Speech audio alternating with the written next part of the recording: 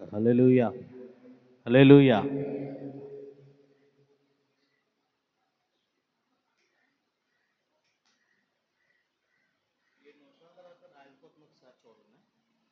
ఏడు ఎనిమిది నిమిషాల తర్వాత ఆగిపోతుంది. బైబిల్ గ్రంథంలో నుంచి కొన్ని మాటలు మనం జ్ఞాపకం చేసుకునే ముందు మరి ఈ శుక్రవారం సాయంత్రం మరి ఆల్ నైట్ ప్రార్థన ఉంటుంది, నరసాపురపేటలో జరుగుతుంది. అయితే ఇక్కడి నుంచి ఒక ఆటో కూడా బయలుదేరుతుంది, 6 గంటలకు బయలుదేరుతుంది. ఎన్ని గంటలకండి? మళ్ళీ అక్కడి నుంచి 12 గంటలకు బయలుదేరి వచ్చేస్తుంది. కాబట్టి ఆటో పెడుతున్నామంటే మా ప్రయాసం మీరు అర్థం చేసుకోవాలి. కాబట్టి సిద్ధపడి రండి, దయచేసి ఎవరో కూడా మానద్దు. ఒక ఆటోకి వచ్చి ఇంచుమించు 800-900 తీసుకుంటున్నారు. అయినా కానీ మేము సిద్ధపడి అలాగలాగ పెట్టాలి, ప్రార్థనలో గడపాలని చెప్పి మేము ముందుగానే వాటి పట్ల దృష్టి ఉంచుతూ ఉన్నాం. కాబట్టి సేవలో ఏ ధనమో కూడా మన ద్వారా ఏమైపోకూడదు, వ్యర్థంగా పోకూడదు. దేవునికి స్తోత్రం కలుగును. కాబట్టి ఎందుకు అక్కడ పెట్టినప్పుడల్లా ఎందుకు 6 గంటలకు పెడతామంటే, మళ్ళా ఉదయకాలాన మీరు ప్రయాణం చేసి వచ్చి మీరు ఉదయాన్నే మీ పనులకు వెళ్ళాలని ఆ సమయాన్ని అలా కేటాయించడం జరుగుతుంది. దేవునికి స్తోత్రం కలుగును. హల్లెలూయా, హల్లెలూయా. ఈ సమయంలో దేవుడి లేఖనంలో నుంచి కొన్ని విషయాలు మనం జ్ఞాపకం చేసుకుందాం. ఆదికాండము 21వ అధ్యాయము, ఆదికాండము 21వ అధ్యాయంలో బేర్షెబా అనేటువంటి ఒక ప్రాంతం కనిపిస్తూ ఉంటుంది. ఏం కనిపిస్తుందండి? బేర్షెబా అనేటువంటి ప్రాంతం ఒకటి కనిపిస్తూ ఉంటుంది. ఈ ప్రాంతం పేరు చెప్పగానే ప్రియమైన దేవుని బిడ్డలారా, మనకి గుర్తొచ్చేటువంటి ఒక స్త్రీ ఎవరో చెప్తారా? సారా. చాలా జాగ్రత్తగా గమనించండి. బేర్షెబా అనేటువంటి ప్రాంతం, బెర్షెబా వేరు, బేర్షెబా అనేటువంటి ప్రాంతము వేరు. ఈ రెండాటికి చాలాసార్లు క్రైస్తవులు, బైబిల్ చదివే వాళ్ళు కన్ఫ్యూజ్ అవుతూ ఉంటారు. ఈ బెయేర్షెబా అనేటువంటి ప్రాంతము ఎడారితో కూడినటువంటి ప్రాంతము. బైబిల్ గ్రంథంలో అరణ్యం అని కూడా రాయబడింది. ఎలా రాయబడిందండి? అరణ్యము అని కూడా రాయబడింది.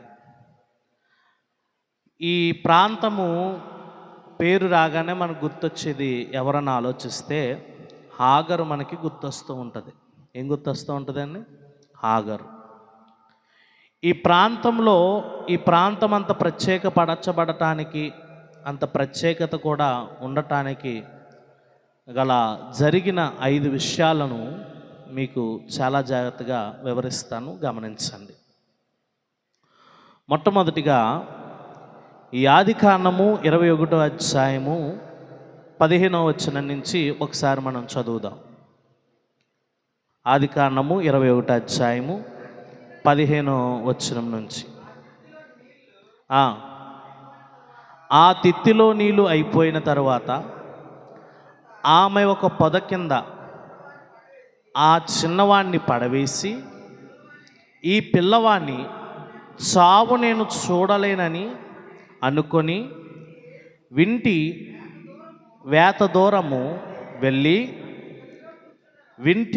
దూరము వెళ్ళి అతనికి ఎదురుగా కూర్చుండెను. ఆమె ఎదురుగా కూర్చుండి ఎలుగెత్తి ఏడ్చెను. దేవునికి స్తోత్రం కలుగునుగా. హల్లెలూయా. ఎవరు ఈమె? హాగర్. ఎవరండి ఈమె? హాగర్. మరి ఈమె ఏడవటానికి గల కారణం ఏంటో ఒకసారి నేను చెప్తాను, చాలా జాగ్రత్తగా వినండి. నిద్ర వచ్చిందనుకోండి, మీ దగ్గర కర్చీఫ్లు ఉన్నాయా? ఉన్నాయా లేవా? ఉంటాయి కదా. లేకపోతే ఒక అడుగు కిందకి వెళ్ళిపోయి మొహం కడుక్కు వచ్చాను. మన శరీరం ఈ సమయంలో కొంచెం విశ్రాంతిని కోరుకుంటుంది, తప్పేమీ కాదు. కానీ దేవుడు ఏమంటున్నాడంటే నిగ్రహం కలిగి ఉండమంటున్నాడు. ఏం కలిగి ఉండాలండి? నిగ్రహం. దేనికైనా సరే, వాక్యం వినటానికైనా దేనికైనా సరే కొంచెం మనము శరీరాన్ని ఏం చేసుకోవాలంటే నలగొట్టుకోవాలి. కాబట్టి చాలా జాగ్రత్తగా వినండి. ప్రియమైన దేవుని బిడ్డలారా, వాక్యాన్ని గమనిస్తే ఆమె ఏడవటానికి గల పరిస్థితి ఏమిటి, ఎందుకు ఏడుస్తుంది అని చూస్తే, ప్రియమైన దేవుని బిడ్డలారా, అబ్రహాము సారా జత చేయబడిన తర్వాత చాలా సంవత్సరములు దినములు వాళ్ళకి ఏం లేరండి, సంతానము లేరు. లేని సమయంలో సారా సలహా మేరకు ఆగరును తీసుకుని రావటం, ఆమె ద్వారా పిల్లలు కనటం, సారా కూడా ఆమె పిల్లల్ని తన సొంత పిల్లోడిగా చూసుకోవటం, ఇలా కొనసాగుతున్నప్పుడు దేవుడు అబ్రహాముకి వాగ్దానం చేశాడు. దేవుడు అబ్రహాంకి ఏం చేశాడండి, ఏమని, అబ్రహామా నీకు నిన్ను ఏమి ఇవ్వబోతున్నాను, నిన్ను ఆశీర్వదించి సంతానమును ఇవ్వబోతూ ఉన్నాను. అది ఆకాశపు నక్షత్రము వలె ఇసుకరేణువుల వలె నీ సంతానాన్ని నేను ఆశీర్వదించబోతూ ఉన్నాను అని ఆ యొక్క ఆశీర్వాదము, వాగ్దానము అబ్రహాముకి దేవుడిస్తాడు. ఇచ్చిన తరువాత ఖచ్చితంగా ఈ యొక్క సారాకు చక్కటి కుమారుడు పుడతాడు. ఎవరు పుడతారండి? చక్కటి కుమారుడు పుడతాడు. చక్కటి కుమారుడు పుట్టిన తరువాత చాలా జాగ్రత్తగా గమనించుకోండి. ఈ కుమారుడు పాలు విడిచి ప్రాయం వచ్చేసరికి సారా ఏమంటదంటే, ఏ సారా అయితే నువ్వు నాకు పిల్లలు కావాలి వేరే స్త్రీని తెచ్చుకో అని చెప్పిందో, మళ్ళీ అదే సారా ఏమంటదంటే, ఈవిడ కానీ ఈవిడ పిల్లోడు కానీ ఇంట్లో ఉండటానికి వీలు లేదు, పంపించేయి. పాపం ఆ సారా చెప్పిన మాటను బట్టి ఇస్మాయేలుని అంతేకాకుండా హాగర్ని ఇద్దరికి కూడా నీళ్ళతితోటి వచ్చి మంచినీళ్ళు బాటిల్ ఒకటి ఇచ్చి ఏం చేస్తాడు, పంపేస్తాడు.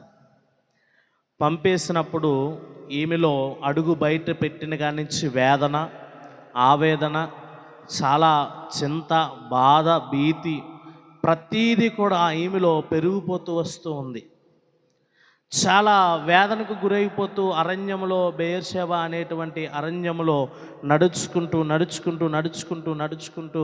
వెళ్ళిపోతున్నప్పటికీ ఏమి కూడా ఇచ్చి పంపించాడు అబ్రహాము, నీళ్ళతిత్తి ఇచ్చి మాత్రం పంపించాడు. ఆ నీళ్ళతిత్తి మంచినీళ్ళు బాటిల్ అందులో ఉండిపోయినాయి. ఆ మంచినీళ్ళు బాటిల్లో నీళ్ళు కూడా అయిపోయిన తర్వాత ఈ అరణ్యంలో ఏం చేయాలో కూడా కుదరట్లేదు, ఏం చేయాలో కూడా తోచట్లేదు. ప్రియమైన దేవుని బిడ్డలారా, ఆ అరణ్యంలో, ఆ ఎడారిలో పొదమాత్రలు ఉన్నాయి, అవి కూడా ఎండిపోయిన పొదలు ఉన్నాయి. ఆ పొదల మధ్యలో కూర్చోబెట్టేసి పిల్లోడిని అక్కడ పడేసి ఏడుస్తూ ఉంది. దేవునికి స్తోత్రం కలుగునుగాక. ఈరోజు చాలా జాగ్రత్తగా వాక్యాన్ని వినేటువంటి మనము గమనించవలసిన విషయం ఏంటంటే, మన జీవితంలో కూడా బెయేర్షెబా అన్నటువంటి స్థలములో హాగరు ఏడ్చిన రీతిగా మన పరిస్థితుల రీత్యా ఎన్నోసార్లు దేవుని మందిరంలో, దేవుని సన్నిధిలో, ఇంటి దగ్గర పరిస్థితుల రీత్యా మనము ఏడ్చిన వారమే. దేవునికి స్తోత్రం కలుగునుగా. అవునా కదండి? ఏడ్చామా లేదా? ఎన్నోసార్లు మనం ఏడ్చాం, ఎన్నోసార్లు మనం బాధపడ్డాం, కన్నీరు విడిచాం, ఎన్నోసార్లు మనము దేవుని సన్నిధిలో దుఃఖించాం. ప్రియమైన దేవుని బిడ్డలారా, ఆమెకి చాలా బాధ. ఆమె బాధ ఒక నీళ్ళతిత్తి కోసం అని ఏమీ చెప్పబడలేదు, కానీ చాలా జాగ్రత్తగా కనిపిస్తే ఇప్పుడు దాకా తనకు కుటుంబం ఉందనుకుంది, అక్క ఉందనుకుంది, భర్త ఉన్నాడు అనుకుంది, లేదంటే తనకి వెనకాల నలుగురు ఉన్నారనుకుంది. ఇప్పుడు ఎవరూ లేనటువంటి అనాథ వలె తన కుమారుడు కూడా ఒక అరణ్యంలో ఏం చేయబడ్డారో అలాగా దిగంబరులుగా ఉండిపోయారు. ఏది దిక్కు తోచని పరిస్థితిలో ఉండిపోయారు. వాళ్ళకి కనీసం నీళ్ళ ఇచ్చేటువంటి సదుపాయం కూడా లేదు. అటువంటి పరిస్థితుల్లో హాగరు ఏడుస్తూ ఉంది. దేవునికి స్తోత్రం కలుగునుగా. ఎవరు ఏడుస్తున్నారండి? ఏడుస్తూ ఉంది. తర్వాత చదివితే దేవుడు ఆ చిన్నవాణ్ణి మొరను వినేను. దేవునికి స్తోత్రం కలుగునుగా. మొట్టమొదటి అనుభవం ఏంటో తెలుసా? బెయేర్షెబా ప్రాంత అరణ్యములో దేవుడు ఏడుపును వినేటువంటి దేవుడు. దేవునికి స్తోత్రం కలుగునుగా. నీ ఏడుపు ఏదైనా, నీ బాధ ఏదైనా, నీ చింత ఏదైనా ప్రియమైన దేవుడు ఖచ్చితంగా నీ మూలుగునైనా వినేటువంటి వాడు. ఎందుకు ఏడుస్తున్నావో ప్రజలకు అర్థం అవ్వకపోవచ్చు, ఎందుకు దేవుని సన్నిధిలో బ్రతిమాలుకుంటున్నావో ప్రజలకు అర్థం అవ్వకపోవచ్చు, ఒకవేళ నువ్వు కన్నీరు విడుస్తున్నప్పుడు నీ పక్కనోడికి ఎందుకు ఈమె ఏడుస్తుందో అర్థం కాకపోవచ్చు, ఎందుకు ఈయన ఏడుస్తున్నాడు అని ఎవరికీ తెలియకపోవచ్చు. కానీ నా దేవుడు ఖచ్చితంగా నీ కన్నీరు చూసైతే ఊరకనే మాత్రం ఉండేటువంటి దేవుడు కాదు. దేవునికి స్తోత్రం, హల్లెలూయా. దావీదు భక్తుడు అంటున్నాడు, కీర్తనకారుడు రాస్తూ అంటున్నాడు, నేను మొరపెట్టగా ఆయన నాకు ఉత్తరం ఇచ్చెను. ఈరోజు నువ్వు ఏదైతే మొరపెడతావో, నీ హృదయ వేదన ఏదైతే ఉంటుందో ఖచ్చితంగా దాన్ని దేవుని ఏం చేస్తాడు చెప్పండి, ఆలకిస్తూ ఉంటాడు. దాన్ని ఖచ్చితంగా దేవుడు ఏం చేస్తాడు, ఆలకిస్తాడు. ప్రియమైన బైబిల్ గ్రంథం చెప్పబడుతుంది, ఇదిగో విననేరకున్నట్లు నా చెవులు మందము కాలేదు. నువ్వు ఏడుస్తున్నప్పుడు దేవుడు చెవులు మూసుకుని కూర్చోడు, కళ్ళు మూసుకుని కూర్చోడు, తన చేతులు ముడుచుకుని కూర్చోడు. ప్రియమైన దేవుని బిడ్డలారా, మన దేవుడు మొదట ప్రార్థన వినటానికి సిద్ధముగా ఉండేటువంటి దేవుడు. దేవునికి స్తోత్రం కలుగునుగా. నువ్వు ఏ పరిస్థితిలో మొరపెట్టు దేవునికి, ఎటువంటి సమస్యలు పోయిన పరిస్థితులను నువ్వు దేవునికి మొరపెట్టు, ఖచ్చితంగా నీ ప్రార్థనకు ఆయన జవాబిచ్చేటువంటి వాడు. బెర్షెబాలో ఆ యొక్క హాగరుకు జరిగిన మొట్టమొదటి అనుభవం ఏంటో తెలుసా, దేవుడు ప్రార్థన ఆలకించాడు. దేవునికి స్తోత్రం కలుగునుగా, హల్లెలూయా. మనం మొరపెడితే మన ప్రార్థన ఎవరు ఆలకించాలి, దేవుడు ఆలకించాలి. అంతలా ఏడవాలి దేవుని సన్నిధిలో. ప్రియమైన కన్నీరు కారుస్తూ దేవుని సన్నిధికి మన రమ్మని దేవుని గ్రంథం చెబుతూ ఉంది. దేవుని సన్నిధి దగ్గర నువ్వు గడిపినప్పుడు నీ బాధ యావత్తు కూడా, నీ చింత యావత్తును ఆయన మీద మోపమని బైబిల్ గ్రంథం చెప్తూ ఉంది. మనుషుల దగ్గర ఏడుస్తే లోకం అవుతావేమో, కానీ నా దేవుని దగ్గర ఏడుస్తే నీకు సమాధానము దొరుకుతుంది. దేవునికి స్తోత్రం కలుగునుగా. బెర్షెబా ఏడిచింది, దేవుడు ఏం చేశాడంట, నా మొరను ఆలకించాడు. ఆ చిన్నవాని యొక్క మొరను కూడా దేవుడు ఏం చేశాడు చెప్పండి, ఆలకించాడు. చిన్నవాని యొక్క మొరను కూడా దేవుడు ఆలకించాడు. అక్కడ రాయబడిన మాట అదే, దేవుడు ఆ చిన్నవాని మొరను వినెను. అప్పుడు దేవుడు దూత ఆకాశం నుంచి హాగరును పిలిచి, హాగరు నీకేమి వచ్చినది, భయపడకము, ఆ చిన్నవాడునున్న చోట దేవుడు వాడి స్వరము విని ఉన్నాడు. దేవునికి స్తోత్రం కలుగునుగాక. ఎవరిని పంపించాడు అంటే దేవుడు దూతను పంపించేశాడు. హాగరు ఎందుకు ఏడుస్తున్నావు, ఎందుకు భయపడుతూ ఉన్నావు, నువ్వు ఏ చోటైతే నీ కుమారుని విడిచిపెట్టి నువ్వు ఇక్కడ ఏడుస్తున్నావో వాడి మొర దేవుడు ఏం చేశాడు, విని ఉన్నాడు, ఆలకించి ఉన్నాడు. దేవునికి స్తోత్రం కలుగునుగా. ఒక పొద కింద కాదు, ఏ పరిస్థితుల్లో నువ్వు ఏడిచినా కానీ దేవుడు ఖచ్చితంగా నీకు ఏం చేస్తాడు, సహాయము చేస్తాడు, సహాయం చేస్తాడు. మీకు ఇదివరకే చెప్పాను కదా, ఒకసారి మా బైబిల్ కాలేజీలో చదువుకున్నప్పుడు మేము మధురై సువార్తకి వెళ్ళాం. నేను చెప్పాను ఆ సువార్త వెనకాల ఉన్నటువంటి చరిత్ర ఏటో కూడా. చెప్పినప్పుడు వాళ్ళు కొంతమంది క్రీస్తు విరోధులు మమ్మల్ని తరుముతూ ఉన్నప్పుడు పరిగెడుతున్నాం, గోడలు దూకుతున్నాం, గంతుతున్నాం, ఇక్కడికి అక్కడికి ఇష్టం వచ్చినట్టు పరిగెట్టుకుని అటుపోయి ఒక సిఎస్ఐ చర్చిలోకి ఏం చేసాం, మేము వెళ్ళిపోయామని చెప్పాం. అక్కడ కూర్చుని నాకు చాలా ఏడుపు వచ్చింది. ఏంటో పక్క ఆకలి హెత్తుంది, పరిగెట్టు డొక్కలు నొప్పి వచ్చేస్తున్నాయి. ఆ వయసులో ప్రియమైన దేవుని బిడ్డలారా, ఏంటి ఈ సమస్య, అనవసరంగా వచ్చామా, ఎలా వచ్చాం అనిపించేంత వారి పరిస్థితి ఏర్పడిపోయింది. దేవుడు మా మొర ఆలకించి సాయంత్రం 12 అయినా లేట్ అయినా కానీ చక్కటి భోజనాన్ని మాకు పెట్టాడు. దేవునికి స్తోత్రం కలుగుగా, హల్లెలూయా. ప్రియమైన దేవుని బిడ్డలారా, ఈరోజు చాలా జాగ్రత్తగా గమనిస్తే, చాలా జాగ్రత్తగా దేవుని వాక్యాన్ని గనక ఆలకిస్తే, కేవలము మన ఏడుపును మాత్రమే కాదు, దేవుడు మన పిల్లల ఏడుపును కూడా దేవుడు ఏం చేస్తాడు చెప్పండి, ఆలకిస్తాడు. దేవునికి స్తోత్రం కలుగునుగా, హల్లెలూయా. నువ్వెంత వేడుస్తున్నావో, ఎంత వేదన చెందుతున్నావో, ఎంత ఇబ్బందికి గురవుతున్నావో మనుషులు ఎవ్వరికీ తెలియదు. నీ బాధ మనుషులు ఎవ్వరికీ కూడా తెలియదు. అనుకుంటారు, ఆలకెరా బాబు తెగ సంపాదించేస్తున్నాడు, ఆవిడికే తెగ సంపాదించేస్తుంది అనే అనుకుంటారు. కానీ ఆ సంపాదనకి ఎంత నువ్వు బదులు చెప్పాలో, ఎంత దేనికోసం కష్టపడుతున్నావో మనుషులు ఎవ్వరికీ కూడా అది నీకు తెలియదు. మనుషులదేముంది, నోటి మాటే కదా అనేస్తారు. కానీ నా దేవుడు నీ పరిస్థితి ప్రతీదీ కూడా చూస్తాడు. దేవునికి స్తోత్రం కలుగునుగా. నీ పరిస్థితి ప్రతీదీ చూస్తాడు. నువ్వు బాధపడుతున్న ప్రతీదీ చూస్తాడు. హాగరు బాధను, ఇస్మాయేలు యొక్క ఏడుపును రెండో చూసి వెంటనే దేవదూతను పంపించి, ఎందుకమ్మా భయపడుతున్నావు నువ్వు, ఏమైంది హాగరు నీకు? ఈరోజు దేవుడు మనతో ఉన్నప్పుడు మనం భయపడవలసిన అవసరము లేదు. నువ్వు భయపడవలసిన అవసరం లేదు. నువ్వు చింతించవలసిన అవసరం లేదు. హాగరు యొక్క భయము తన కుటుంబం పోయిందని, హాగరు యొక్క భయము తనకున్నటువంటి ఇంటి పేరు లేదంటే ఆ యొక్క తల ఇప్పుడు లేదు, నా జీవితము, నా బిడ్డ జీవితము అనామకు జీవితం అయిపోయిందని చెప్పి ఈరోజు హాగరు ఎంతగానో ఏడ్చి ఏడ్చి ఏడ్చి ఏడ్చి బాధపడుతూ ఉంది.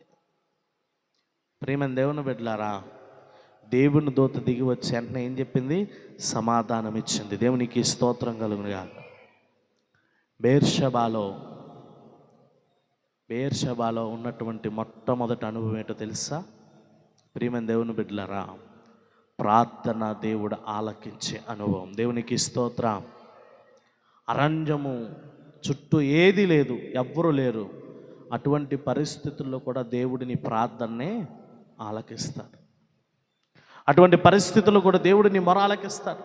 అటువంటి పరిస్థితుల్లో కూడా దేవుడు నువ్వు దేనికోసం మొరపెడుతున్నావో, దేనికోసం దేవుని దగ్గర ఏడుస్తున్నావో ప్రతి దానికి కూడా జవాబునికి ఇస్తాడు దేవుడు. రెండవది చదవండి ప్రియమైన దేవుని బిడ్డలారా. నీవు లేచి ఆ చిన్నవాణిని లేవనెత్తి నీ చేత పట్టుకును, వానిని గొప్ప జనముగా చేసేదనని ఆమెతో అనెను. దేవునికి స్తోత్రం కలుగునుగా. హల్లెలూయా. రెండో అనుభవం ఏంటో తెలుసా? వాగ్దానం పొందుకుంది దేవుని దగ్గర నుంచి. దేవునికి స్తోత్రం. ఏం పొందుకుందండి? వాగ్దానము. నీ జీవితంలో నీకు సరైన పరిస్థితులు లేవా? దేవుని దగ్గర ప్రాధాయపడి నువ్వు పొందుకోవాల్సింది ఏంటో తెలుసా? వాగ్దానం పొందుకోవాలి. ప్రభా, ఈ సమస్య ఉంది, ఈ ఇబ్బంది ఉంది, ఇరుకుంది, ఈ నష్టం ఉంది, ఇంత భయం వేస్తుంది, నాకు చింత ఉంది, నాకు చాలా వేదన ఉంది, నీ దగ్గర నుంచి నాకు సమాధానము కావాలంటే దేవుడు హాగరు యొక్క కుమారుడికి ఇచ్చినటువంటి వాగ్దానము ఈ దినాన నీకు కూడా అనుగ్రహిస్తాడు. దేవునికి స్తోత్రం కలుగునుగాక. ఏమని చేశాడండి వాగ్దానము? వానిని గొప్ప జనాంగముగా చేస్తాను. అక్కడితో వాడి జీవితం అయిపోయిందేమో అనుకున్నారు కొంతమంది. ఒకవేళ హాగరే అనుకోవచ్చు, ఇంకెక్కడితో నా బిడ్డ జీవితం, నా జీవితం అయిపోయింది, ఇంకెవరో మమ్మల్ని పట్టించుకునేవారు లేరు, మమ్మల్ని నడిపించే వాళ్ళు లేరు, మమ్మల్ని ముందుకు తీసుకెళ్లేవారు లేరు, మేమంతా అనాథలుగా ఉండిపోయామనుకుంటామేమో. అక్కడ దేవుడు నీ జీవితంలో ఏం చేస్తాడంటే అద్భుత కార్యాలు చేస్తాడు. దేవునికి స్తోత్రం కలుగునుగా. ఇస్మాయేలు జీవితాన్ని దేవుడు ఏం చేశాడంటే గొప్ప జనాంగముగా ఆశీర్వదించాడు. దేవునికి స్తోత్రం కలుగునుగా. ఈరోజు నీ జీవితంలో ఎక్కడైతే నువ్వు ఆగిపోతావు అనుకుంటావో అక్కడి నుంచి దేవుడు మళ్ళా నీ యొక్క ఆగిపోయిన అడుగును మొదలు పెట్టిస్తాడు. దేవునికి స్తోత్రం కలుగునుగా. హల్లెలూయా. అందరూ అనుకుంటారు ఇంకా పరిగెట్టేంత వరకు పరిగెట్టాడు, ఆగిపోయి ఉంటాడో, ఇంక వీడి వల్ల కాదు అని అనుకుంటారేమో. అప్పుడే నీ పక్షాన దేవుడు యుద్ధం చేస్తాడు. దేవునికి స్తోత్రం కలుగునుగా. హల్లెలూయా. అందుకే ఇంత పాడుకున్నాం మంచి పాట. గొప్ప కార్యాలు ప్రారంభించాడు, తప్పకుండా చేసి ముగిస్తాడు. చెప్దామా? గొప్ప కార్యాలు ప్రారంభించాడు. అందరూ కూడా ఖచ్చితంగా చేసి ముగిస్తాడు. అద్భుతమైన కార్యములెన్నో నా కళ్ళెదుటే చేసిన సమర్థుడు. అందరూ అద్భుతమైన కార్యములెన్నో నా కళ్ళెదుటే చేసిన సమర్థుడు. గొప్ప కార్యాలు ప్రారంభించాడు, తప్పితంగా చేసి ముగిస్తాడు. చెప్దామా? గొప్ప కార్యాలు ప్రారంభించాడు, ఖచ్చితంగా చేసి ముగిస్తాడు. అద్భుతమైన కార్యములెన్నో నా కళ్ళెదుటే చేసిన సమర్థుడు. పాడదామందరూ. అద్భుతమైన కార్యములెన్నో నా కళ్ళెదుటే చేసిన సమర్థుడు. ఇప్పుడు చెప్పాలందరూ. కలవరపడను దరి చేరతాను. అందరూ కలవరపడను దరి చేరతాను. మరొకసారి. కలవరపడను దరి చేరతాను. కలవరపడను దరి చేరతాను. నా పక్షంగా అందరు యేసై ఉండగా నా నావా ములగదుగా. నా పక్షంగా యేసై ఉండగా నా పరిచర్య సాగదుగా. హల్లెలూయా. మన పక్షాన దేవుడు ఉన్నప్పుడు మన పరిచర్య కూడా ఏమవుదంటండి? ఆగదు. హాగరు జీవితము కానీ ఇస్మాయిలు జీవితము కానీ అక్కడితో ఏమవలేదు చెప్పండి? ఆగలేదు, ముందుకు కొనసాగుతూనే ఉంది. కారణం ఏంటంటే దేవుడు వాగ్దానము చేశాడు. దేవునికి స్తోత్రం కలుగును గాక. బైబిల్ గ్రంథంలో రాయబడింది, వాగ్దానము చేసినవాడు నమ్మదగిన వాడు. ఆయన చేసిన వాగ్దానం ఆయన ఖచ్చితంగా ఏం చేస్తాడు చెప్పండి? నెరవేరుస్తాడు. నీకు ఏ వాగ్దానం ఇచ్చాడో ఆ వాగ్దానాన్ని పట్టుకుని దేవుని దగ్గర ఏం చేయాలంటూ బ్రతిమాలుకోవాలి. నీ అవసరతను బట్టి దేవుడు ఏం చేస్తాడో తెలుసా? వాగ్దానాన్ని చేస్తాడు. ప్రియమైన దేవుని బిడ్డలారా, ఈ సంవత్సరం సభలో వచ్చినప్పుడు ప్రార్థన చేసినప్పుడు దేవుడు ఏ వాగ్దానం ఇచ్చాడన్నాను? నువ్వు పని పూనుకొనుము, యెహోవా నీకు ఏమై ఉంటాడు? తోడై ఉంటాడు. దేవునికి స్తోత్రం కలుగునుగా. వర్షం వచ్చినా ఆగిందా? ఇబ్బంది పడిందా? మంచి సమృద్ధైన ఆహారముతో, మంచి ఆత్మీయ ఆహారముతో 2 దినములు కూడా దేవుడు చక్కటి సభలను నిర్వహించడానికి దేవుడు కృప చూపించాడు. దేవునికి స్తోత్రం కలుగునుగా. హల్లెలూయా. ప్రియమైన దేవుని బిడ్డలారా, దేవుడు వాగ్దానం చేస్తే ఆయన కార్యాలు ఎప్పటికీ కూడా ఆగవు. ఇస్మాయిల్ జీవితం ఊహించుకుంటే అక్కడితో ఆగిపోవలసిందే. కానీ మీరు చదువుకుంటూ వెళ్ళండి. ఆదికాండము అబ్రహాము చనిపోయినప్పుడు కూడా మళ్ళీ ఎవరు వచ్చారంట?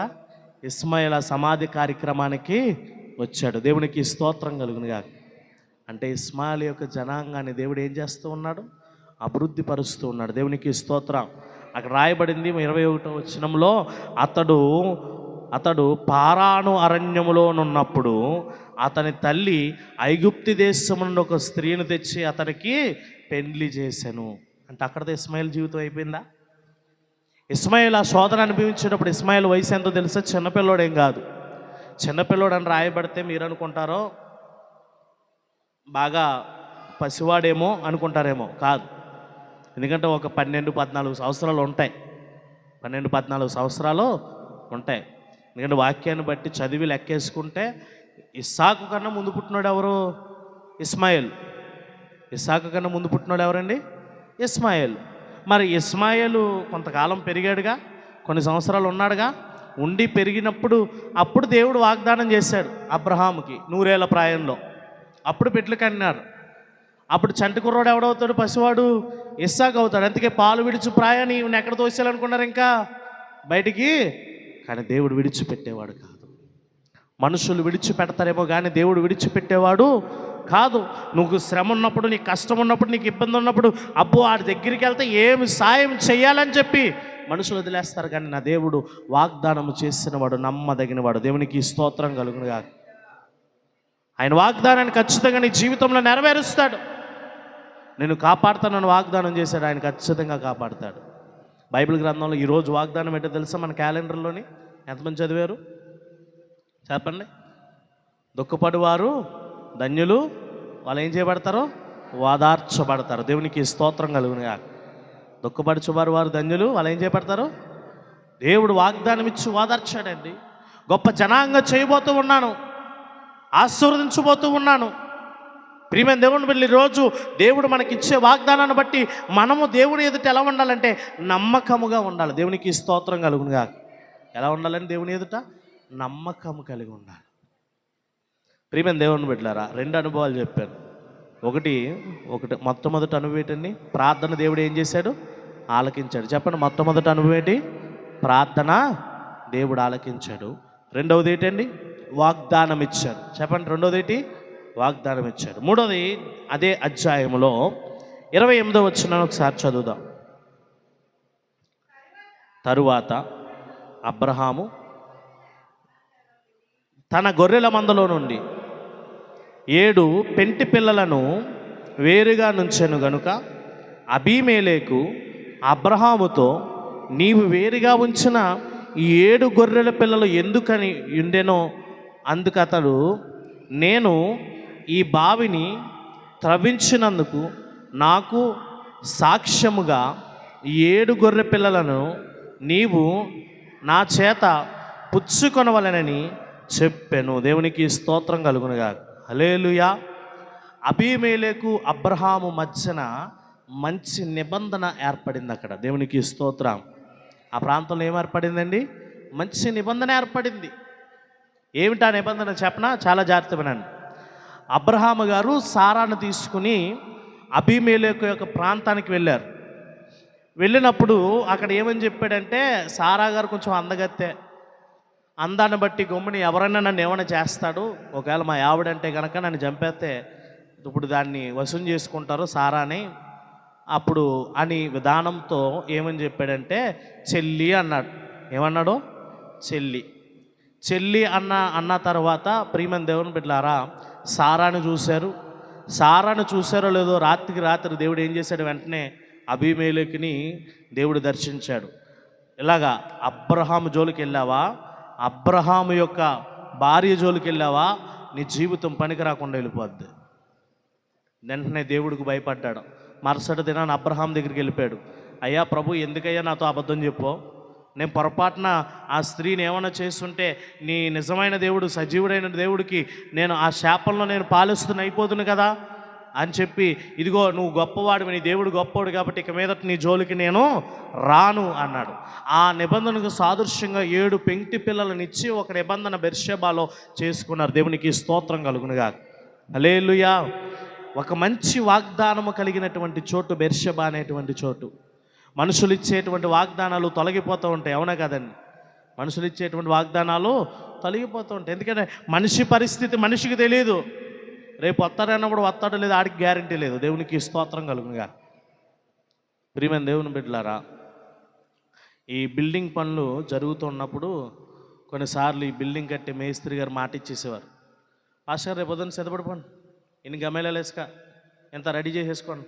ఏం చేస్తారో ఒక 2 మేస్త్రులు వచ్చేస్తారు, ఒక 2 కూరలు వేసుకోండి, రేపు ఆ పని అయిపోద్ది. నేను చూసేవాడు, మా నాన్నగారు పొద్దున్నే లేచి ఇసుక జల్లి ఇచ్చేసి పక్కన పెట్టిన తర్వాత ఫోన్ చేసిన ఎత్తువుడు కదా ఆయన, ఫోన్ చేసినా ఎత్తువుడు కాదు. మాకు కనిపించారు ఇంకో, అదండి ఈ రోజుకి కొంచెం ఖాళీ లేదండి, రేపు పంపించేస్తాను, ఇంకా రేపు పంపించు. ఈ ఒక్క విషయం ఆయననే కాదు, చాలామంది, మనం కూడా చాలామందికి వాగ్దానాలు చేస్తూ ఉంటాం. కానీ వాగ్దానాలు మనం ఏం చేయలేమంటే నెరవేర్చలేము. మన పరిస్థితులు ఎటువంటివో మనకు కూడా తెలియదు. మన పరిస్థితులు ఎటువంటివో మనకు కూడా తెలియదు. ఉత్తిన ఎవరికి కూడా ఏం చేయకూడదు, మాట ఇవ్వకూడదు. అందుకే తెలివైన వాళ్ళ దగ్గర ఉన్న మాట ఏంటో తెలుసా? చూద్దామండి అంటారు. ఏం చేద్దామంటారా? అది తెలివైన మాట. ఎందుకని? ఏమో ఆడి పరిస్థితి ఏంటో ఆడికి కూడా తెలియదు. నిజంగా దేవుడు ఆశీర్వదించడానికి ఇస్తాడంటే ఇస్తాడు ఖచ్చితంగా. చూద్దాం అన్నాడంటే అటు అవ్వచ్చు, లేదంటే అది నీకు నిర్ధారణ గుర్తుపెట్టుకోవాలి. దాని మీద హోప్స్ పెట్టుకోద్దని, ఆ మాట మీద నమ్మకం పెట్టుకోద్దని, ఆ మాట మీద నువ్వు పూర్తిగా డిపెండ్ అయిపోవద్దని. చూస్తానన్నారు. ఇంకో దారి కూడా నేను ఏం చేసుకోవాలి, ఇప్పుడు వెతుక్కోవాలి. దేవునికి స్తోత్రం కలుగును. కానీ అబ్రహాము అబీమెలెకు మధ్యన ఒక చక్కటి నిబంధన ఏర్పాటు చేసుకున్నారు. అబీమెలెకు ప్రియమైన దేవుని బిడ్డలు అంటూ ఉన్నాడు, ఇంకా పైన చదువుకుంటే మీకు అర్థమవుతుంది.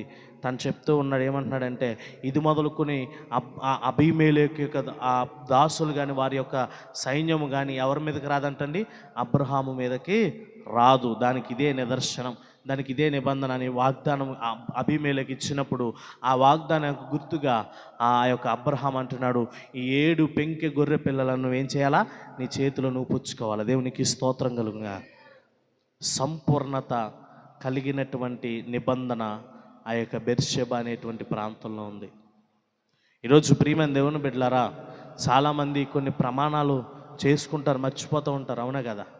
కొన్ని ప్రమాణాలు చేసి ఏం చేస్తారు? మర్చిపోతారు, అవునా? ఎంతమంది క్రైస్తవ వివాహాల్లో ప్రమాణాలు గుర్తుంటే మీకు గుర్తెట్టుకోండి. అవునా? గుర్తున్నాయా లేదా? మాట్లాడరేటి? గుర్తున్నాయా లేదా? గుర్తుండాలా? దేవునికి స్తోత్రం కలుగునుగా. సరే, అది విడిచిపెట్టండి, గుర్తులేదులే. మరి బాప్తీసం తీసుకున్నప్పుడు యేసయ్యతో ఒక వాగ్దానం చేస్తాంగా, అది నిబంధనే కదా. అది గుర్తుందా మనకేమన్నా? పోనీ సావైనా బతికైనా ఏదైనా కానీ ప్రభా నీతోటే. మరి ఆ నిబంధనను గుర్తుండాలిగా మనకి. గుర్తుపెట్టుకో, మన నిబంధనలు శాశ్వతం కాదేమో కానీ దేవుడు మాత్రం ఒక్కసారి నువ్వు రక్షించబడిన తర్వాత నీ పట్ల ఒక ప్రణాళిక, ఒక వాగ్దానం చేశాడు, అది ఖచ్చితంగా నిలిచిపోద్ది. దేవునికి స్తోత్రం కలుగునుగా. హల్లెలూయా, హల్లెలూయా. చావైన బ్రతికైన దేవుడు నీ కోసం ఖచ్చితంగా అలా ఆ కార్యాలు జరిగిస్తూనే ఉంటాడు నీ పక్షాన. తర్వాత విషయం చూస్తే 4వదిగా, నేను ఈ బావిని, చూడండి 30వ వచనం, నేను ఈ బావిని త్రవ్వించినందుకు నాకు సాక్ష్యముగా ఈ 7 గొర్రె పిల్లలను నీవు నా చేత పుచ్చుకొనవలెనని చెప్పాను. దేవునికి స్తోత్రం కలుగునుగా. ఏముందండి అక్కడ? సాక్ష్యము. వారి ఇరువురి మధ్యన ఏమైపడింది? అబీమెలెకుకి అబ్రహాముకి మధ్యన సాక్ష్యం ఉంది. దేవునికి స్తోత్రం కలుగునుగా. అసలు మీకు మాట చెప్పనా, బేర్షెబా అనేటువంటి ప్రాంతానికి ఆ పేరుకి అర్థం ఏంటో తెలుసా? కింద రాయబడింది సాక్షార్థమైన బావి అని అర్థం అంట. ఏ బావి అంటండి? సాక్షార్థమైనటువంటి బావి. ఈరోజు మన జీవితాల్లో ఉండవలసిన అనుభవం ఏంటో తెలుసా? సాక్ష్యము కలిగి ఉన్నటువంటి అనుభవాలు ఉండాలి. ఏ అనుభవాలు ఉండాలండి? సాక్ష్యము కలిగి ఉన్నటువంటి అనుభవాలు. ప్రియమైన దేవుని బిడ్డలారా, నీ సాక్ష్యం అనేక మందికి ఉపయోగపడే రీతిలో ఉండాలి. నీ సాక్ష్యం అనేక మందిని దేవుని సన్నిధికి తీసుకొచ్చే రీతిలో ఉండాలి. నీ సాక్ష్యము ప్రియమైన దేవుని బిడ్డలారా క్రీస్తుని చూపించే విధముగా ఉండాలి. ఇందులోని నీ ప్రవర్తన యందు, నీ మాట యందు, నీవు నడవడిక యందు, ప్రతి బుద్ధి యందు కూడా మన ఎవరిని చూపించాలండి? క్రీస్తుని చూపించగలగాలి. సువార్త చెప్పడం ప్రాముఖ్యమే, కానీ అంతకన్నా యుక్తమైన సువార్త ఏంటో తెలుసా? నీ ప్రవర్తన ద్వారా చెప్పాలి అందరికీ సువార్త. దేవునికి స్తోత్రం. అది నీ సాక్ష్యమై ఉంటుంది. అది నీ సాక్ష్యమై ఉంటుంది. ఈరోజు ప్రియమైన దేవుని బిడ్డలు చాలా జాగ్రత్తగా గమనించండి. చాలామంది జీవితాల్లో, క్రైస్తవుల జీవితాల్లో పోగొట్టుకుంది ఏంటో తెలుసా? సాక్ష్యమే. చాలామంది క్రైస్తవుల జీవితాల్లో పోగొట్టుకుంది ఏంటండి? సాక్ష్యమే.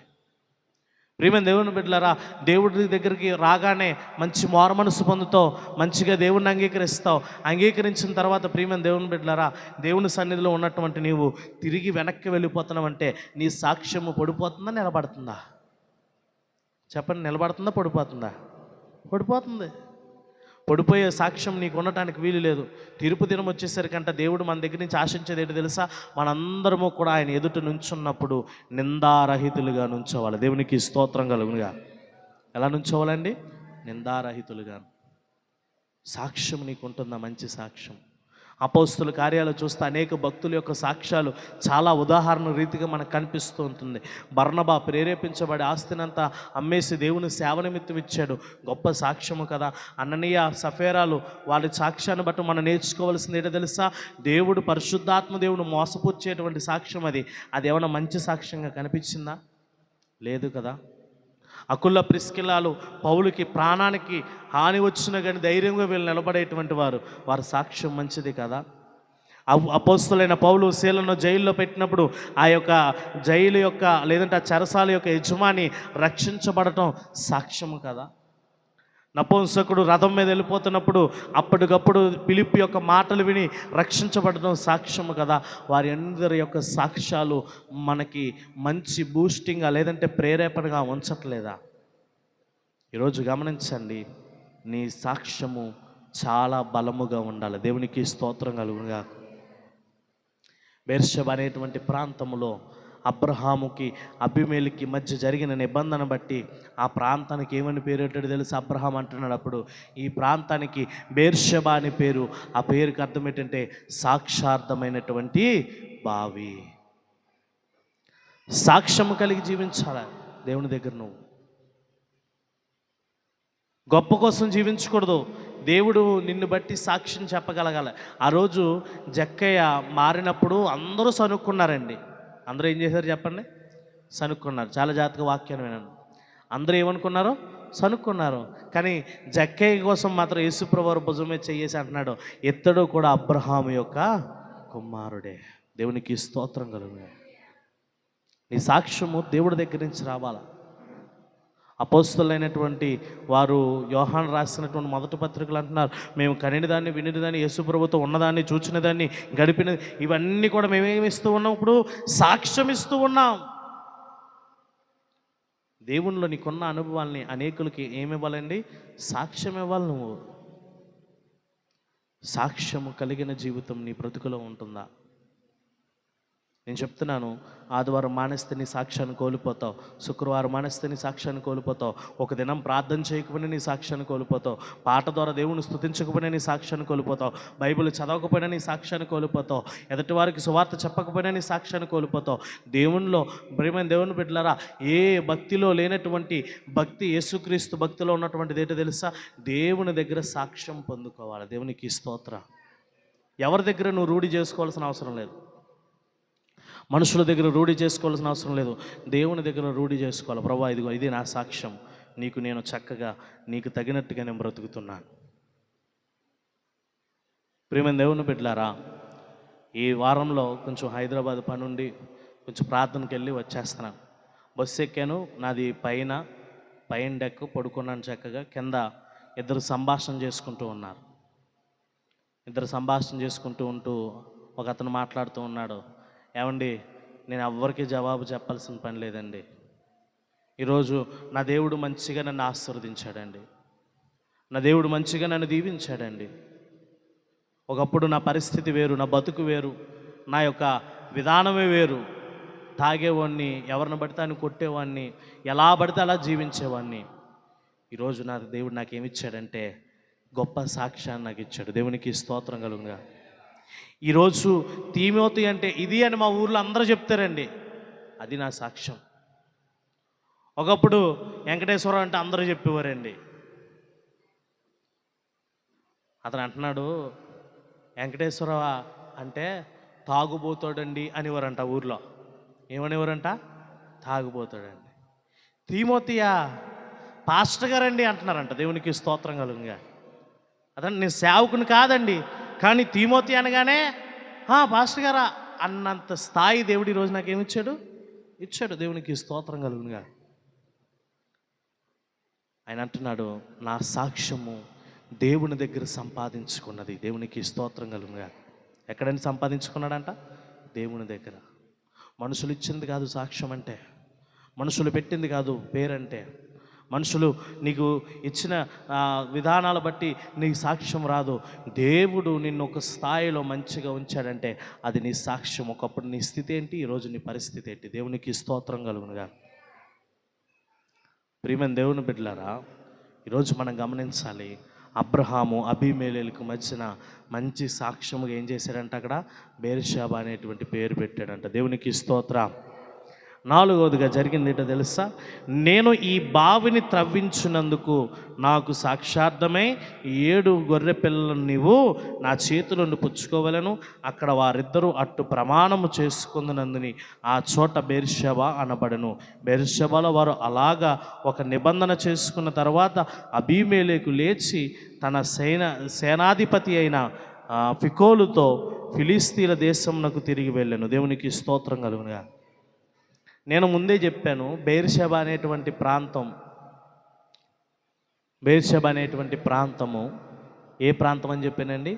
అరణ్యము, ఎడారిలో నీళ్లు దొరుకుతాయండి? చెప్పండి, నీళ్ళు దొరుకుతాయా? కానీ జరిగిన అద్భుతం ఏంటో తెలుసా? అబ్రహాము బావి త్రవ్వితే అక్కడ ఏమొచ్చాయంట? నీళ్ళు వచ్చాయి. దేవునికి స్తోత్రం కలుగునుగా. హల్లెలూయా. అబ్రహాము బావి తరిగితే ఎడారిలో ఏమొచ్చినాయి? నీళ్ళు వచ్చినాయి. అబ్రహాము విశ్వాసముతో తవ్వాడు కాబట్టి తన జీవితంలో అద్భుతాలు జరిగాయి, ఆశ్చర్యకార్యాలు జరిగాయి. అది బెర్షెబాలో చూశాడు అతను. ఈరోజు నీ జీవితంలో కూడా ఉండాల్సిన అనుభవం ఏంటో తెలుసా? అద్భుతాలు ఆశ్చర్యకార్యాలు చూసే అనుభవం నీకు ఉండాలి. దేవునికి స్తోత్రం కలుగునుగా. విశ్వాసంతో ఏది లేనప్పుడు పని ప్రారంభించు, దేవుడు ఒక్కో మెట్టు కట్టేస్తాడు. దేవునికి స్తోత్రం కలుగునుగా. అన్నీ ఉన్నవాళ్ళు అలాగే ఉంటారేమో, కానీ ఏది లేని వాళ్ళు ఆశ్చర్యకరంగా ఎదిగిపోతారు. రోజు ఈ న్యూ ఇయర్ అయిపోయిన తర్వాత పోయిన సంవత్సరం పాస్టర్ గారి క్యాలెండర్ నాకు వెళ్ళాను నేను, మనకి సన్నిహితులు వెళ్ళినప్పుడు క్యాలెండర్ ఇద్దామని చూస్తే ఈ లోపల ఆయన ఎవరితోటి మాట్లాడుతున్నారు.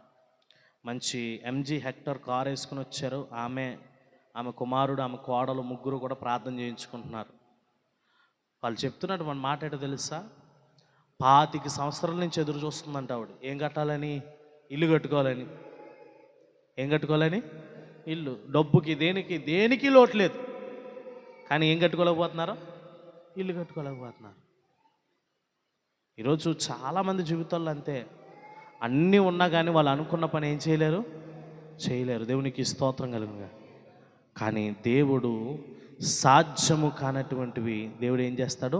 సాధ్యపరిచేటువంటి దేవుడు. దేవునికి స్తోత్రం కలుగుగా.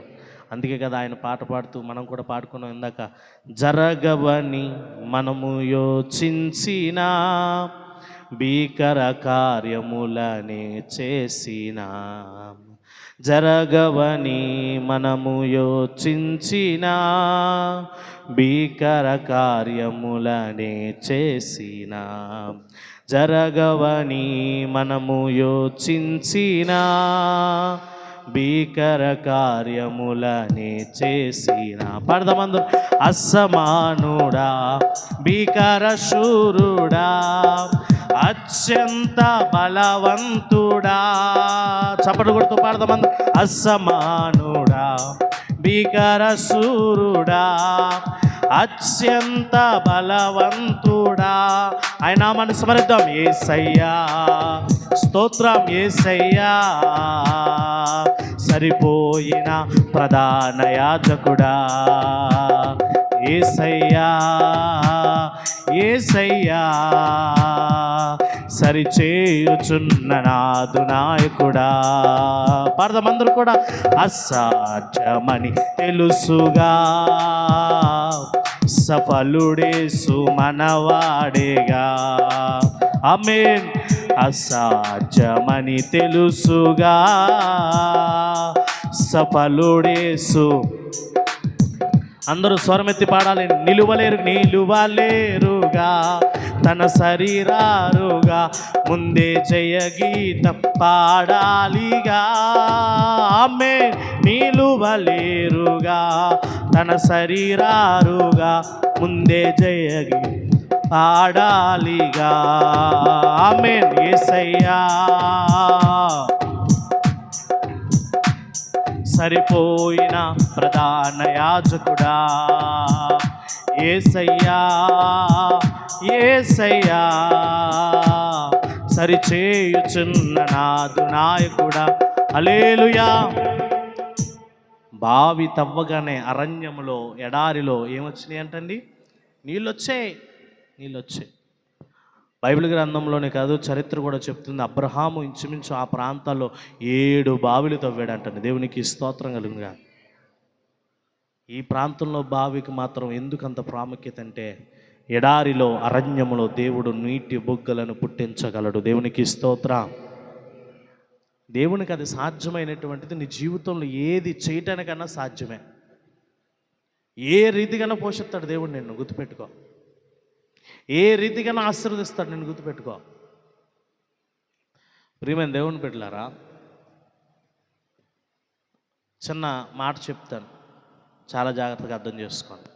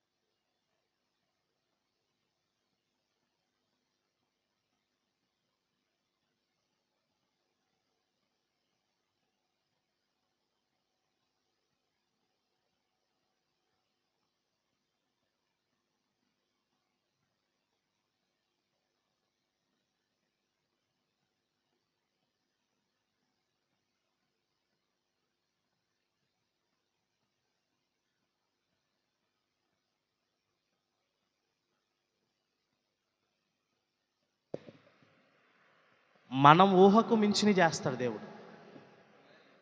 దేవుడు ఏం చేస్తాడు? మన ఊహకు మించిని చేస్తాడు. బైబిల్ గ్రంథంలో చాలా వాగ్దానాలు నిన్ను బలపరచడానికి దేవుడు ఉంచాడు.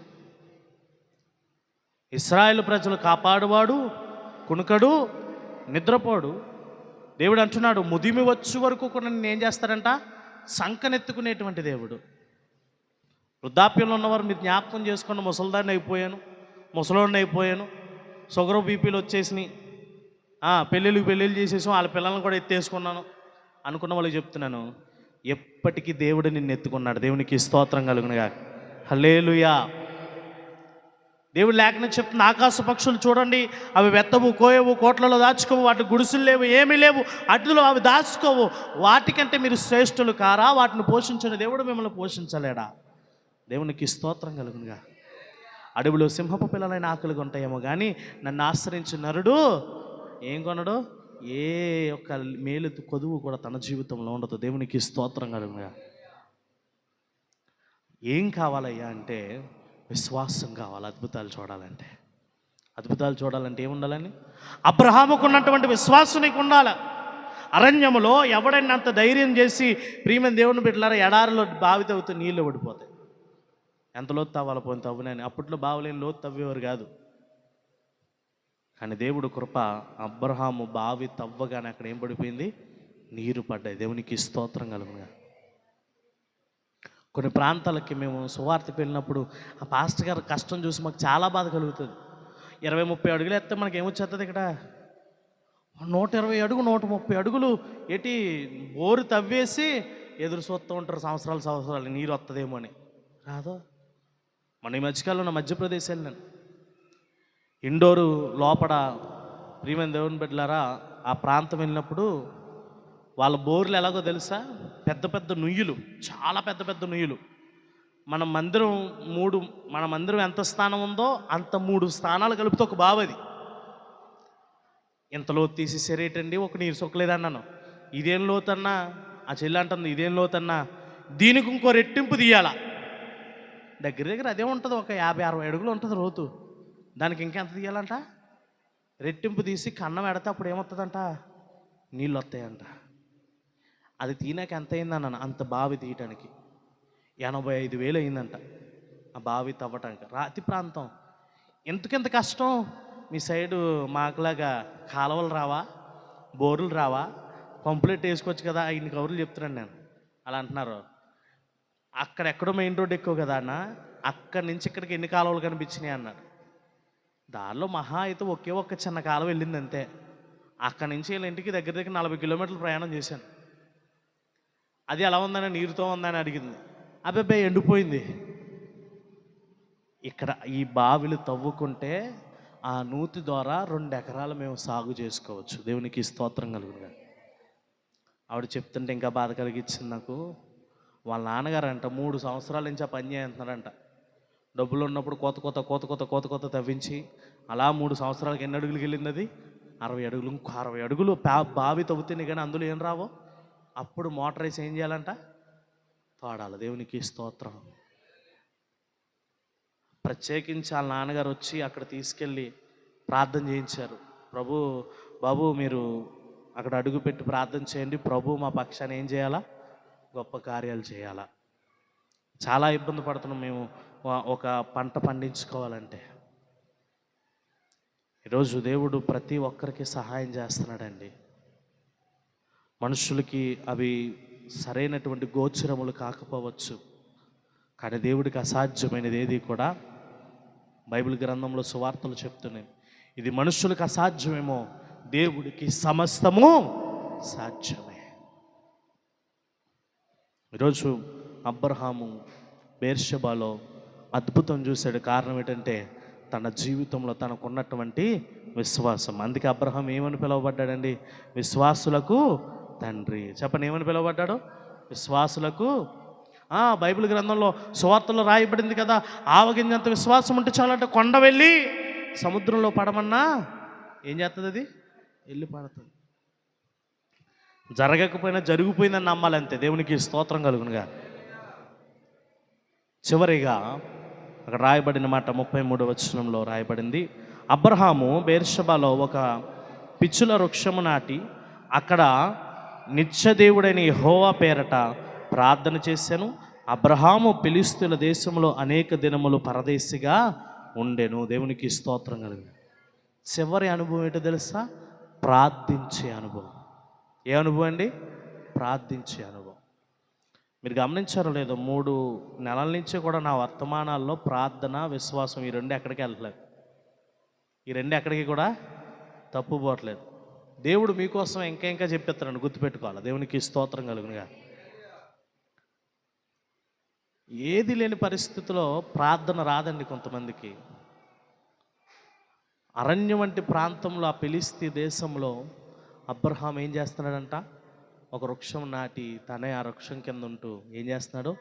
ప్రార్థన చేస్తున్నాడు. ఈరోజు నేను చెప్తున్నాను, నువ్వు ఎక్కడికి వెళ్ళినా నీకు కావాల్సింది తెలుసా? ప్రార్థన. అయ్యో ఇది నా చుట్టాల ఇల్లు కదా, ఇక్కడ ప్రార్థన చేసుకుంటే ఏమనుకుంటారు అనుకోనట్లేదు. అబ్రహాము అక్కడ ఏం రాయబడింది? ఫిలిష్తీ దేశంలో అనేక దినములు పరదేశిగానే ఉన్నాడంట. అంటే తన దేశం కాదు, పొరుగువాని దేశం అది. ఆ దేశంలో ఉన్న కానీ అబ్రహాం తన జీవితంలో ఏం మానలేదు? ప్రార్థన. అబ్రహాంకి ఒక అలవాటు ఉంది, ఎక్కడికి వెళ్తే అక్కడ బలిపీఠం కట్టడం, యెహోవా పేరట ప్రార్థన చేయటం. మన జీవితంలో కూడా బలిపీఠం కట్టి ప్రార్థించే అనుభవం మన జీవితంలో ఉండాలి. ఇలా చూడండి చాలా జాగ్రత్తగా, మనం ప్రార్థించకపోతే మన జీవితాలు ఎందుకు పనికిరాని జీవితాలుగా అయిపోతాయి. ఈరోజు నువ్వు ఎలా ఉంటున్నావు అంటే కారణం ఏంటో తెలుసా? ఒకసారి నీ బలము, నీ సామర్థ్యం అనుకుంటావు. కాదు, నువ్వు చేసేటువంటి ప్రార్థన నిన్నేం చేస్తుందంటే ఈ రీతిగా నడిపిస్తుంది. దేవునికి స్తోత్రం కలుగుగా. ప్రార్థించే అనుభవాలు ఉన్నాయి నీ జీవితంలో. ప్రార్థిస్తే దేవుడు జవాబిస్తాడన్న విశ్వాసం ఉంటుందా? అబ్రహాము తన జీవితంలో ఏది సాధించినా కూడా దేని ద్వారా తెలుసా? ప్రార్థన ద్వారానే. విశ్వాసము ఎప్పుడు కలుగుతుంది? మొన్న శుక్రవారం వాక్యం చెప్పాను కదా, దేనివల్ల కలుగుతుంది అంటే విశ్వాసము, వాక్యము వినుట వలన. వినుట వల్ల ఏం కలుగుతుంది? విశ్వాసం. దమరి అనే స్త్రీ కోసం జ్ఞాపకం చేస్తున్నాను. ఆమె దగ్గర ఏ లక్షణం ఉందంట? వినేటువంటి లక్షణం ఉంది, విశ్వాసం ఉంచే లక్షణం ఉందంట. దేవునికి స్తోత్రం కలుగునుగా. ఈరోజు నీ జీవితంలో దేవుని వాక్యం వింటే నీలో ఏం కలుగుతుంది? విశ్వాసము. విశ్వాసము ప్రార్థన చేసేలా చేస్తుంది, ప్రార్థన కార్యాలు జరిగిస్తుంది. దేవునికి స్తోత్రం కలుగునుగా. హల్లెలూయా. ఈరోజు నీ జీవితంలో ఇంకా కార్యాలు చూడట్లేదంటే గుర్తుపెట్టుకో, విశ్వాసం లేదు. విశ్వాసం లేదంటే గుర్తుపెట్టుకో, వాక్యాన్ని వినలేదు. ఈరోజు నువ్వు వాక్యం విని విశ్వాసం కలిగి ప్రార్థన చేస్తా, నీ జీవితంలో దేవుడు ఏం చేస్తాడు చెప్పండి? కార్యాలు చేస్తాడు. దేవునికి స్తోత్రం. అబ్రహాం జీవితంలో ఏం అనుభవం ఉందండి? ప్రార్థించే అనుభవం ఉంది. నీకుందా ప్రార్థించే అనుభవం? బెర్షెబా అనేటువంటి ప్రాంతానికి సాక్ష్యం అనుభవం ఉంది. కారణం ఏంటో తెలుసా? నేను ఇంకొక మాట చెప్తాను. అక్కడ గొప్ప అద్భుతమైన సాక్ష్యాలు ఉన్నాయి ఆ ప్రాంతంకి. ఆగరు యొక్క ఏడుపుని దేవుడు విన్నాడు. ఇస్మాయిల్ని గొప్ప జనంగా చేస్తానని వాగ్దానం చేశాడు. అబ్రహాము అబీమెలెకు మధ్య మంచి నిబంధన ఏర్పాటు చేశాడు. ప్రియమైన దేవుని బిడ్డలారా, అంతేకాకుండా తాను ఇచ్చిన నిబంధనకు సాక్ష్యం ఏర్పడింది. అద్భుతాలు చేశాడు. బావి తవ్వి నీటిని పుట్టించాడు ఎడారి ప్రాంతంలో. అబ్రహాము జీవితంలో ప్రార్థన అనుభవం ఉంది. దేవునికి స్తోత్రం కలుగునుగా. ఈరోజు మన జీవితంలో ప్రార్థన అనుభవం ఉండాలి. చిన్న సమస్య వచ్చినా, పెద్ద సమస్య వచ్చినా, ఏదైనా వార్త వింటూ ఉంటాం, అయ్యి బాబాయ్ అనకూడదు. ప్రభా నీకు చేతికి చెప్తున్నాను ఆ సమస్యను. ఇంత జ్వరం వచ్చేసింది. అంత జ్వర బలహీనత చాలా చిన్నదే, ఆ రోజుల్లో కూడా చిన్నదే. అయినా కూడా పేతురు తన విశ్వాసాన్ని పోగొట్టుకోలేదే. ప్రభా ఒక్క నిమిషం, మా అత్తగారికి జ్వరం వచ్చింది, మాట సెలవిస్తే చాలు. దేవునికి స్తోత్రం. చిన్న బలహీనత, పెద్ద బలహీనత ఏదన్నా అవ్వచ్చు, దేవుని దగ్గర నుంచి నీ ప్రార్థనకు నువ్వేం పొందుకోవాలా? జవాబుని పొందుకోవాలా.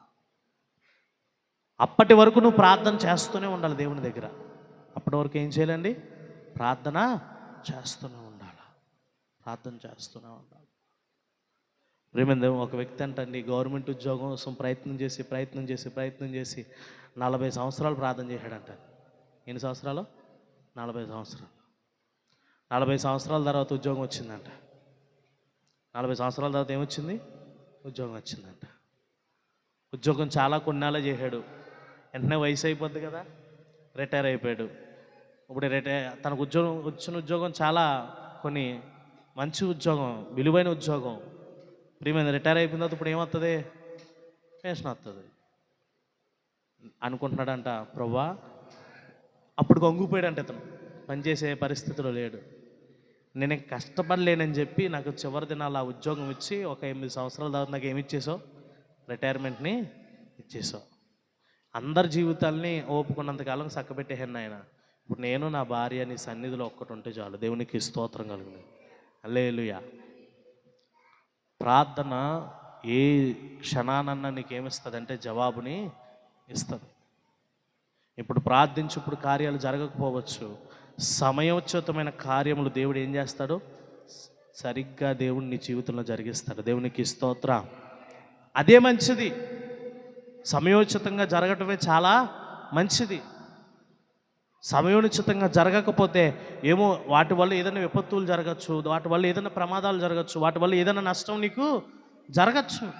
ఆ సమయోచితమైన కార్యమే నీ జీవితంలో మేలు చేకూరుస్తుంది. దేవునికి స్తోత్రం కలుగునుగా. ప్రార్థన ఎప్పుడు వస్తుందంటే మన జీవితంలో విశ్వాసం. ప్రభు నువ్వు చేస్తావు, ఈరోజు కాకపోతే రేపు నేను అలా ఉంటాను, నువ్వు చేస్తావు, నా జీవితంలో చేయి. నువ్వు దేవుణ్ణి శోధించాలి మనం ఎప్పటికప్పుడు ప్రార్థనలో. ఒక భక్తుడు చెప్తున్నాడు, ప్రార్థన అంటే మొరపెట్టడమే కాదంట, దేవుణ్ణి శోధించడం కూడానే. ఎత్తావేవా పిల్లకలు అడుగుతుంటారు కదా తల్లిదండ్రుల్ని, ఏమని? డాడీ కొను కొను కొను కొను కొను, ఇంకో ఇది కావాలి, నాకు ఇది కావాలి, ఇది కావాలి, ఇది కావాలి. నువ్వు కూడా దేవునికి పిల్లడివే కదా, పిల్లవే కదా. నువ్వేం చేయాలి? దేవుణ్ణి, డాడీ ఇవ్వ, నాకు యేసయ్య నాకు ఇది అనుగ్రహించు, ఇది నాకు దయచే. ఆ ప్రార్థన దేవుడు చాలా అమూల్యంగా నీ చేతిలో పెడతాడు జవాబు. దేవునికి స్తోత్రం కలుగునుగా. హల్లెలూయా. బెర్షెబాలో 5 అనుభవాలు చూసాం. మొట్టమొదటిది ఏంటంటే దేవుడు ఏమన్నాడు? ప్రార్థన ఆలకించాడు. రెండవది ఏమిచ్చాడు? వాగ్దానం ఇచ్చాడు. చెప్పండి అందరూ, రెండవది ఏమిచ్చాడు? వాగ్దానం ఇచ్చాడు. మూడవది మంచి నిబంధన ఏర్పడింది. ఏం ఏర్పడింది? నిబంధన ఏర్పడింది. నాలుగవది అద్భుతాలు చేశారు. ఏం జరిగినాయి అక్కడ? అద్భుతాలు జరిగినాయి. ఐదవది ఏముందంటే అక్కడ? ప్రార్థన ఉంది. ఐదవది ఏముందండి? ప్రార్థన ఉంది. నీ జీవితంలో ఈ అనుభవాలు నువ్వు చూడగలగాలి. తెలుసా? నీ జీవితంలో దేవుడు ఆలకించే ప్రార్థన నువ్వు చేయాలా? నువ్వు ప్రార్థిస్తే దేవుడి దగ్గర నుంచి వాగ్దానం రావాలా? నీ యొక్క పరిస్థితిని బట్టి దేవుడు నీకు తోడై ఉండి నీకు నీ శత్రువులకి మధ్యన మంచి నిబంధన దేవుడు ఏర్పాటు చేయాలి. దేవుడు లేఖనంలో చెప్పబడుతుంది, కీర్తనకారుడు 23 అధ్యాయాలు అంటున్నాడు కదా, ఇదిగో శత్రువులు ఎదుట నాకు ఏం సిద్ధపరుస్తాడంట? భోజనపు బల్లను సిద్ధపరిచే దేవుడు. దేవునికి స్తోత్రం. ఎవరైతే దూషించారో, వ్యతిరేకించారో, ఎక్కిరించారో, వెకిలి చేష్టలు చేశారో వాళ్ళే కాకేసి ఒక దినాన్ని నీకు భోజనం పెడతారు. దేవునికి స్తోత్రం కలుగునుగా. అటువంటి ఇప్పుడు నువ్వు వెళ్ళన్నావు అనుకో, క్రీస్తుకు విరోధిగా సాదృశ్యం. గుర్తుపెట్టుకో ఖచ్చితంగా. యేసుప్రభువు అంటున్నాడు, శత్రువులు సైతం మీరు ఏం చేయాలా? ప్రేమించాలి. నీ కోపం అంట సూర్యాస్తమయం వరకు ఉండాలంట. తర్వాత ఏమేమకూడదు? అది ఉండకూడదు. తర్వాత ఏం చేయకూడదు? అది ఉండకూడదు. ప్రియమైన దేవుని బిడ్డలారా, చివరిగా అద్భుతాలు చూశాడంటది అబ్రహాం. ఏం చూశాడండి? అద్భుతాలు. నమ్ముట నీ వలనైతే నమ్మువానికి సమస్తము సాధ్యమే. చివరిగా ఏం చేశాడంట? ప్రార్థించే అనుభవం. ఏ అనుభవం ఉందండి? ప్రార్థించే అనుభవం. ఈరోజు చెప్తున్న ఈ 5 అనుభవాలు నీ జీవితంలో ఉన్నాయా? నువ్వు మొరపెడితే దేవుడు నీ ప్రార్థన ఆలకిస్తున్నాడా? నువ్వు మొరపెడుతుంటే దేవుడు నీకు వాగ్దానం నెరవేరుస్తున్నాడా? నువ్వు మొరపెడుతుంటే నీకు నీ శత్రువులకి మధ్యన మంచి నిబంధన ఏర్పాటు చేస్తున్నాడా? నువ్వు మొరపెడుతుంటే నీ జీవితంలో అద్భుతాలు చేస్తున్నాడా? మొరపెట్టే లక్షణం నీకుందా? మొరపెట్టే లక్షణము నీకుందా? ఈరోజు ఆ లక్షణం లేకే ఇవి పై 4 అనుభవాలు వాళ్ళ జీవితాల్లో కలిగి ఉండట్లేదు. దేవుడు మా ప్రార్థన ఆలకించట్లేదండి, సరైన రీతిలో మీరు మొరపెట్టట్లేదండి.